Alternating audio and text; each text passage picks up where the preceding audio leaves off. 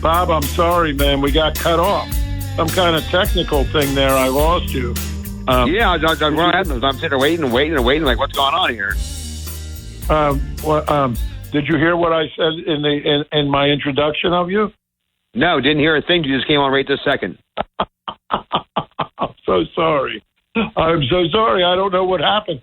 But when the whole thing went dead, I just kept waiting. I said, okay, something's going on here. Well, we're on the air now. And okay.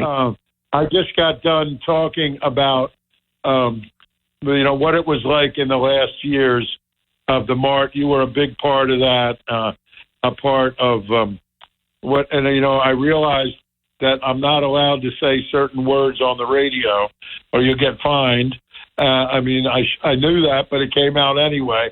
As Jose the Light Man and Shotgun used to say about those years, Bob, it was another bleepy day in paradise. You know what I mean?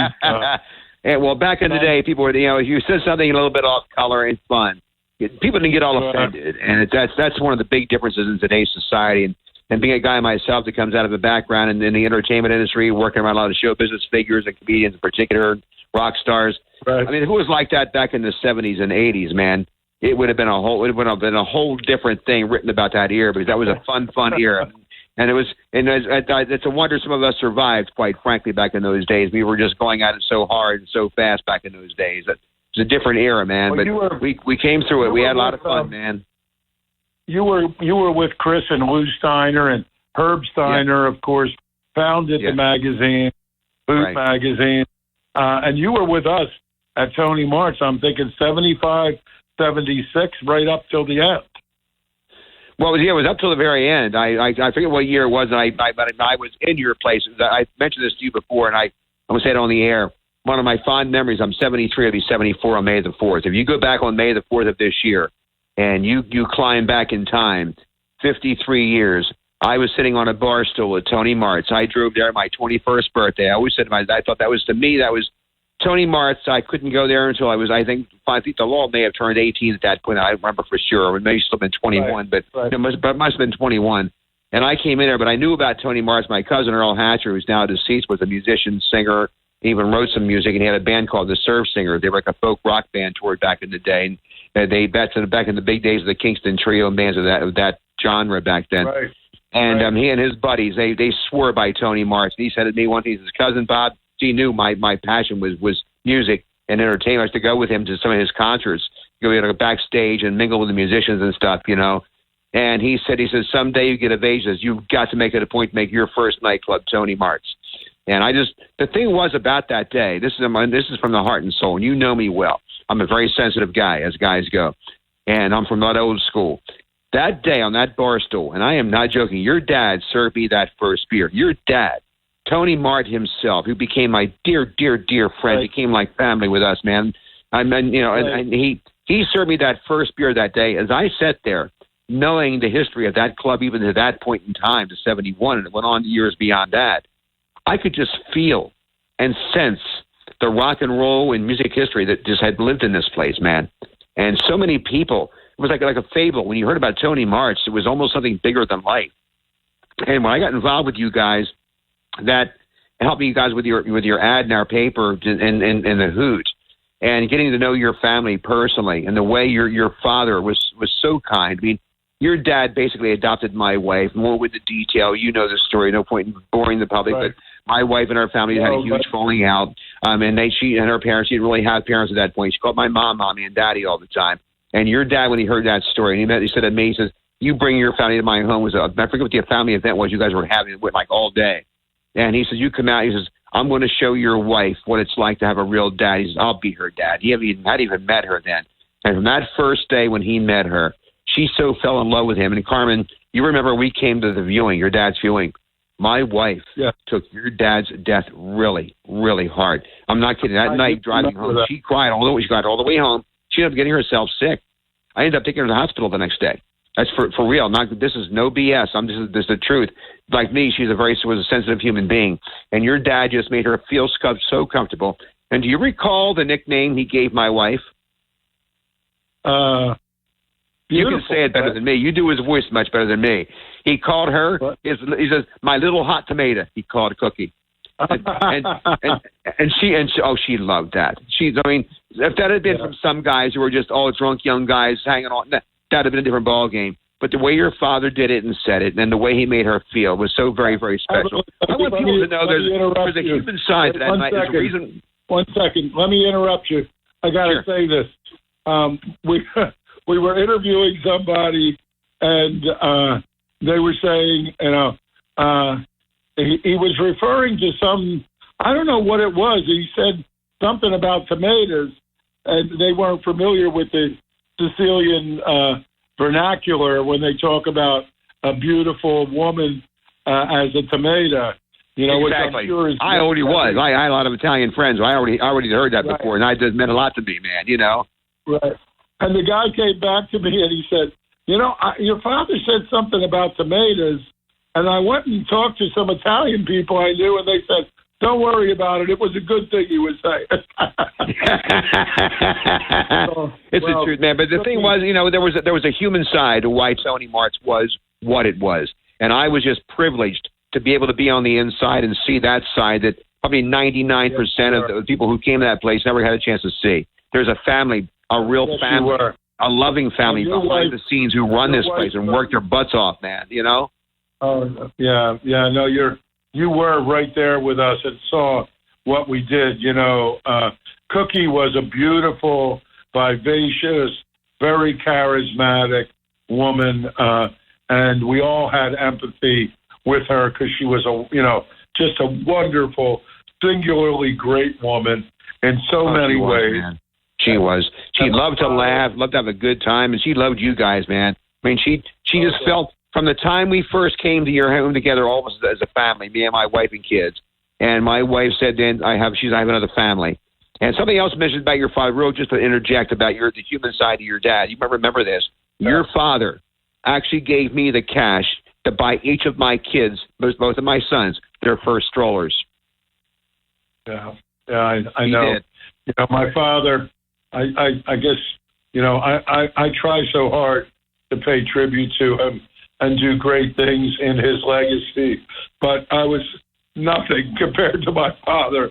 My father left Sicily with nothing in his pockets practically when he was years old and became a living legend. And you're one of the people who knows that. That's why we're going to be interviewing you and having you in the book. And because we're here in Orlando today, I had to have you on the show to start a series of these interviews about the days at Tony Mart's and what you meant. And you were great. You were a very big part of it in terms of helping us with the ads, taking the ads, generating the publicity. To this day, that is what I do for Tony Mart Presents and for the Summers Point concerts and all the other things that we do. We rely on people nowadays. And I want to get you together when you're in Jersey with the people from this great. We finally have a great weekly that feels and lives what it is that we have done all these years. It's called Sure Local, Southern New Jersey's news magazine. And those people are great people, and you will love them. And I want to do a feature in there about you in the spring and how they are, again, karmically, they are the continuation of what you did with Lou Steiner and all his photographs and Herb Steiner and Marcia Steiner and all the people. You had a lot of great people there at Hoot Magazine, but you were our guy. This guy we're talking to right now, everybody, this was the Tony Mart guy at Hoot Magazine. He was the guy that was loyal and part of our lives, and we love him so deeply for it, and I'm so proud to have him on the show and to have him in the book and to have him on this. I want to do this article. You're going to see it in Sure Local about Bob Everland from the Hoot Route. And I guess you guys out there in radio world know that we did a little partying too back in the late 70s. Right, Bob? Oh, yeah. Oh, yeah. all day into the night. Yes. We had some fun, man. Tell us a couple Tony Mart stories. Tell us a couple of things. I knew you were going to talk about my father and what he meant to you all, your family, but let's go back to the Mart, to the nitty-gritty a little bit. Well, one thing I want you to talk about, because you're the one that told me this story yourself. I remember when you told me this story, you blew me out of the water. That's this story. How many people out there are aware that Bob Dylan walked into your nightclub and saw a band called Levon and the Hawks? He signed them. They became known as the band that became rock and roll history, the band, Bob Dylan's band.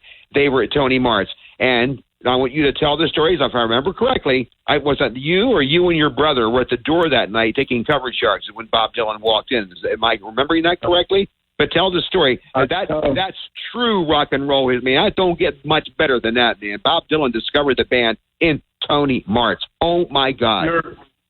You're completely right about the fact that he discovered the band when they were Levon and the Hawks in the summer of '65. And we have been doing a lot of things based on that. We did a thing for Robbie Robertson on the boardwalk. Yeah, we lost Robbie, man. God bless him. We lost him. He was great, man. Yeah, and we're going to do the Tony Mart Legacy of the Last Waltz this summer, and the 24th and 26th of July, Wednesday in Atlantic City on the 24th, Friday the 26th in Atlantic City, and we're doing 2 shows in Cape May this year, and one of them is on Monday the 29th of July, again, the legacy performance of The Last Waltz, which was the Martin Scorsese movie. Oh, yeah. Yep. They did 11 years after that happened. But I do have to say that it was not Dylan. It was his emissary, a famous guy named John Hammond Jr., whose father built the famous Hammond organs. He was the guy that came in and said, I'm here representing Bob Dylan. Oh, I thought Bob Dylan himself were there. Okay.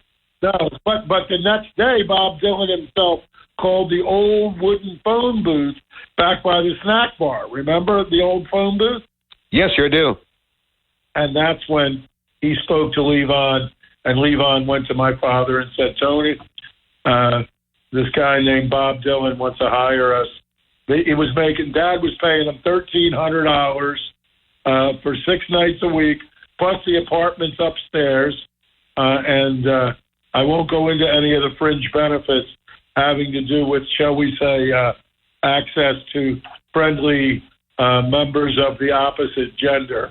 We'll just skirt right over that because they went with Dylan the next week. They left. Dad threw a party for him, and They were making $1,300 working for us, and Dylan offered him $5,000 to go to Big Pink and be in the studio and then go touring. And they went to the Newport Folk Festival and got booed. Levon and Robbie and got booed. No, I don't think Levon actually went to the Newport Festival. Yeah, he went up there and he got booed at certain dates. And you know what he said was, Carmen, I wish I was back on Bay Avenue because I was liking them sandwiches at the Coach's Corner. And I was liking the coach. And the coach's daughters were pretty good, too, let me tell you. Hey, by the way, one more thing I definitely want to touch base on, because I was just privileged also to be able to be there and watch true history being made again. When I was on the set with you and Tony, on the set of Eddie and the Cruisers, and some of the somebody walking around. But the other thing about that is I want to say there was something that happened. Let's move the clock forward. That was the 80s. Let's move the clock forward. I moved down here in 2000. My wife, Cookie, passed away untimely in 2006. It was a year, it was 2007 or 2008. There was an all-star rock and roll show being held it was for one of the Disney golf tournaments down here at the town of Celebration, the town that Disney actually created back in the day. They don't own it any longer, but they created it. It's like a whole developed city, basically, right by Disney World. You may have heard of the town of Celebration. And the concert was there. And it was John Cafferty and the Beaver Brown Band, and he had with him Jimmy Jameson, who was the lead singer of Survivor. He's now passed on. The Hoppin brothers, Right. the two guys, the brothers that founded Orleans, they're now passed away. They were there. The lead singer of Loverboy, Mike Reno. Mike Reno was with them. But before the show, my sister had somehow met and caught up and became friendly with John Cafferty. And she informed me this was going to go on. It was free to come out to see the show.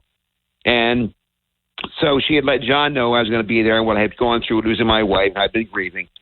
Before the show, here comes John out to get me. We're down all the way down front, basically. And he says, come with me. Takes me backstage. We walked back by a lake. It was back pretty back far from where the concert was being held. It was getting dark.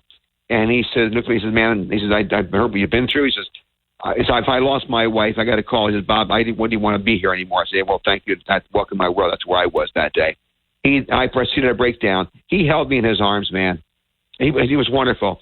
And he got teary-eyed. This would never probably ever happen had this whole thing not happened with me being on the property of the set, on the set of the movie, at Tony Mart's. Again, another part of my life. So much of my life history is involved with Tony Mart's. That's the thing. And personal. You know, I mean, that's the thing. I mean, that truly is. And Tunes then came out there with us as well. And he couldn't have been more generous, man. I mean, he was just so very, very, very kind. Both of those guys. God. We did end up talking about Tony Mart's. Obviously, we did. We started talking about Tony Mart there that night. You know. Right. Those guys are some of the greatest rock and rollers left on this planet. They are so great. Oh yeah, man. But good people. That's the thing. Sweetheart. Oh my God! You can't find a nicer guy than John Cafferty. No. You know, Nancy laughed so hard the last time I was talking to him about doing dates this summer, because he's going to do Wednesday the 3rd on the boardwalk, 4th of July in Summers Point on the beach on Bay Avenue, and he's going to do Cape May. We're going to do the legacy of Tony Mart presenting an Eddie and the Cruisers reunion party in Cape May on Saturday, August 3rd this year. And Cafferty said, look, Carmen, whatever you can do, we're coming. That's the way he negotiated the deal with me. Okay. He's incredible. He's an incredible man. That he is. And we have so much love for him. And I want you to know that when I don't know if you know that Tunes had to have his mouth reconstructed. Yes, I did. And we did 2 fundraisers, and each time we raised thousands for Tunes. And I'm That's very fantastic, proud of man. He deserves it. Again, I always say there's a human side to every business, man. And sometimes, and I learned being around big name entertainers so much of my life, that the one thing they yearn for is just to be treated like a normal human being, because people look at them like you're bigger than life, and here's your image. Like as you and I both know, and probably myself know, everybody knows me well at all knows, for over 17 years, I've been a very, very dear friend with recording artist Tpain, who's been known as a rap artist. He's also a great R&B artist. He's just touring everywhere. Just serving out his first residency in Las Vegas, and he's got the whole tour of the East Coast coming up. But we're really good friends. I know he's a guy. They see this rapper, this crazy guy on stage with loose language and stuff. They don't know off stage what an incredible, generous guy is. A guy who was once homeless as a child, who now owns 5 entertainment companies, and has been a very, very, very dear friend to me and my family, who I love to death. People don't understand there's a human side to what you see, and it's the whole idea of entertainment is to make you escape your issues and live a fantasy out. But once those people are off camera and off stage, there's a real human side to them, man. And when I'm getting to know John Cafferty and Michael Antunes, as I got a chance to see them, just great guys, man. Right. Listen, Everland, I'm sorry. By the way, I've called him Everland for 40 years. Some years. No disrespect, man. So that's if I hear anything different from you, I think you're mad at me, man. Just the opposite. I owe you an apology because I ran overtime and then I lost you for a couple of minutes there. I don't know what happened in the technical glitch there. But in any event, will you come back and continue this next week? Do you think you can do that? Sure. On Saturday? Okay. Yeah, because I got to go. I got 2 minutes to sign off. But I would like to continue this. Just send me a text with the details. That's all. I'll call you after the show. Thanks, All right, Everland. man. I love you, man. Everybody. Bob Have a great day, Everland, man. everybody. Bob Everland, a giant in the media history of the last years of Tony Mart at the Hoot Root. For those of you who remember the Hoot, I want to thank all our sponsors. Rich Gerber. I didn't even have a chance to talk about Rich Gerber Insurance, and I apologize for that. Next week we will talk about Rich and the great things that he does. Please feel free to call him at 609-653-9101. And, of course, our lives are about the Circle Liquor Store. We're chasing that great grape with Chester Malloy at the Circle Liquor Store, and they are the greatest independent liquor store in the world. Nancy and I are here in Orlando. We'll see you next week from Big Easy, New Orleans, Louisiana. Until that time, The preceding program was paid for and presented by Tony Mart Presents. WPGG Atlantic City, WENJ HD3 Millville, a Town Square media station. Everything you need to know in 6 minutes starts now.